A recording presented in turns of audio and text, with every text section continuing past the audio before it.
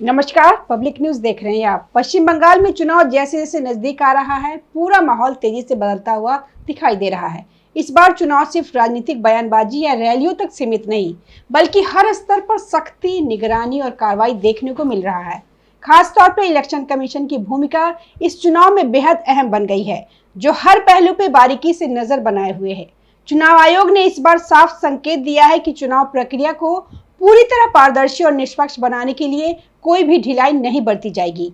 यही कारण है कि सुरक्षा से लेकर नियमों तक और जांच से लेकर धरपकड़ तक हर स्तर पर कड़े कदम उठाए जा रहे हैं।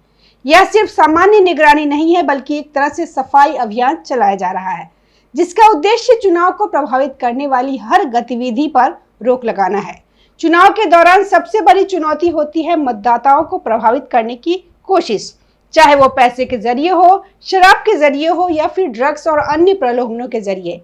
इस बार आयोग ने इन सभी पहलुओं को गंभीरता से लिया है और बड़े स्तर पर कार्रवाई शुरू की है। विभिन्न एजेंसियों जैसे ईडी, नारकोटिक्स विभाग, पुलिस और अन्य सुरक्षा एजेंसियां मिलकर लगातार छापेमारी और जांच कर रही है। चुनाव आयोग ने इस बार केवल सुरक्षा ही नहीं, बल्कि सफाई अभियान पर भी ध्यान केंद्रित किया है। इन कार्रवाइयों का असर भी साफ दिखाई दे रहा है। अलग अलग जगहों से भारी मात्रा में नकदी, सोना, ड्रग्स और शराब बरामद की गई। अगर इन सबका कुल मूल्य जोड़ा जाए तो यह आंकड़ा हजारों करोड़ तक पहुंचता दिखाई देता है। आयोग की विभिन्न एजेंसियां, नारकोटिक्स, ईडी, पुलिस और फ्लाइंग स्क्वाड ने अब तक लगभग 4 अरब रुपए यानी कि 400 करोड़ से भी अधिक मूल्य का सामान जब्त किया है। यह सिर्फ आंकड़ा नहीं है, बल्कि यह दिखाता है कि चुनाव को प्रभावित करने के लिए किस स्तर तक प्रयास किए जाते हैं। चुनाव आयोग ने इलेक्शन फ्लाइंग स्क्वाड और प्रवर्तन एजेंसियों ने 300 करोड़ मूल्य की नकदी, शराब और मुफ्त वस्तुएं जब्त की थी। इसमें महंगे सामान थे, कीमती पत्थर और गिफ्ट भी थे। इसके अलावा 65 करोड़ की ड्रग्स बरामद की गई है। वीरभूमि जिले से लगभग 2,70,000, दक्षिण 24 परगना से 4,58,000 आईटीबीपी ने पकड़े हैं। संदिग्ध वाहनों में यह कैश जा रहा था, जिसे आईटीबीपी ने शक होने पर जांच की तो पता चला पुरुलिया से लगभग 8,37,000 एक शख्स लेके जा रहा था। अब उसका कहना था कि मुझे पता नहीं था इन नियमों का कि आप इतना कैश एक साथ नहीं ले जा सकते। इस पर इसकी भी जब्ती की गई है। कोलकाता में संगठित अपराध करने वाले सोना पप्पू और जयस कामदार को उनके ऊपर एक मामले में रेड की है और उसमें 1,37,47,00,000 की नकदी, 67 लाख का सोना और मेड इन यूएसए रिवॉल्वर बरामद की गई है। इनका काम था संगठित अपराध के जरिए धन जुटाना, पैसे जुटाना, अवैध कारोबार करना। उत्तर 24 परगना में 34 लाख की नकदी मिली है और 50 करोड़ के ड्रग्स बरामद हुए हैं। रेशमा बीबी नाम की एक महिला है जो यह ड्रग्स का कारोबार वहां करती है। तो जांच एजेंसियां ताबड़तोड़ कार्रवाई कर रही है, लगातार एक्शन हो रहा है और किसी भी तरह के प्रलोभन से लोगों को बचाने की कोशिश की जा रही है। बंगाल में चुनावी खेल के नियम बदल गए हैं। पहले जहां डर और धमकी के दम पे वोट दिए जाते थे, अब सुरक्षा बलों की भारी तैनाती ने उस रास्ते को मुश्किल कर दिया है। वोटर लिस्ट से करीब 91 से 92 लाख संदिग्ध नाम हटाए गए हैं। इनमें मृतक, पलायन कर चुके लोग और डुप्लीकेट नाम शामिल थे। 34 लाख नाम तो केवल तकनीकी विसंगतियों के कारण कटे हैं। जब डर काम नहीं कर रहा और फर्जी वोटिंग का रास्ता बंद हो गया है, तो राजनीतिक दल अब प्रलोभन यानी कैश, शराब और ड्रग्स का सहारा ले रहे हैं। यही कारण है कि इस बार जब्ती के आंकड़े आसमान छू रहे हैं। वीरभूमि, दक्षिण 24 परगना और पुरुलिया जैसे जिलों से लाखों की नकदी पकड़ी जा रही है, जिसे लोग बिना किसी वैध दस्तावेज के ले जा रहे थे। ईडी भी कोयला तस्करी जैसे मामलों में सक्रिय है। चुनावी खर्च के लिए अवैध धन जुटाने वाले सिंडिकेट्स की 482 करोड़ रुपए की संपत्ति जब्त की गई। इसमें आईपैक जैसे संगठनों से जुड़े लोगों पर भी जांच की आंच पहुंच रही है, जिसके निदेशकों को सम्मान और पूछताछ का सामना करना पड़ रहा है। 3,000 से अधिक संवेदनशील स्थानों पे कैमरों और ड्रोन से निगरानी रखी जा रही है। अब तक अछूते रहे टीएमसी के उन कार्यकर्ताओं और नेताओं को भी जेल भेजा जा रहा है, जो मतदाताओं को घर से न निकलने या स्टीम रोलर से कुचलने जैसी धमकियां दे रहे थे। सबसे दिलचस्प और महत्वपूर्ण पहलू यह है कि इस बार सिर्फ राज्य के अंदर ही नहीं, बल्कि सीमावर्ती इलाकों पर भी कड़ी निगरानी रखी जा रही है।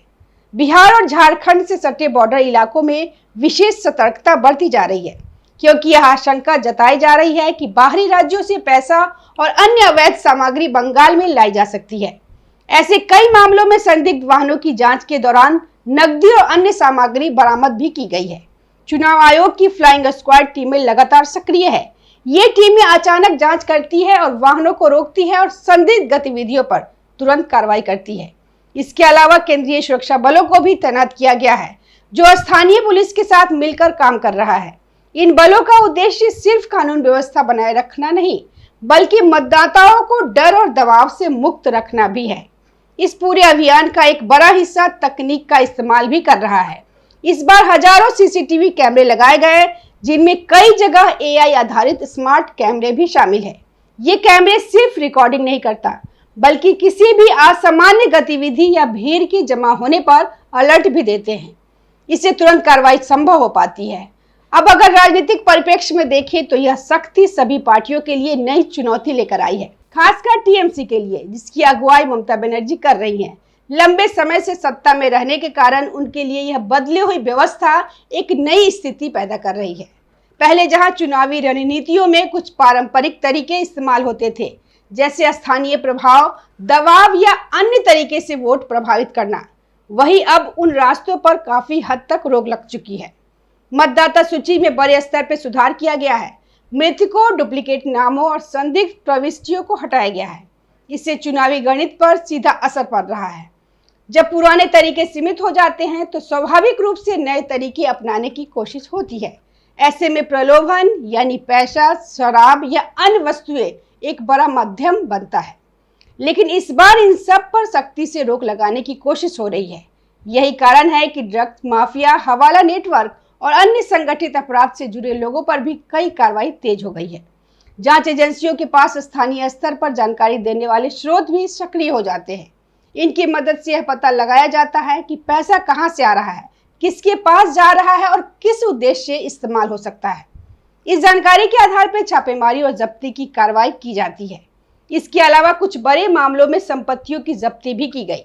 अवैध कारोबार जैसे कोयला तस्करी या अन्य गतिविधियों से जुड़े मामलों में करोड़ों रुपए की संपत्ति जब्त की गई है।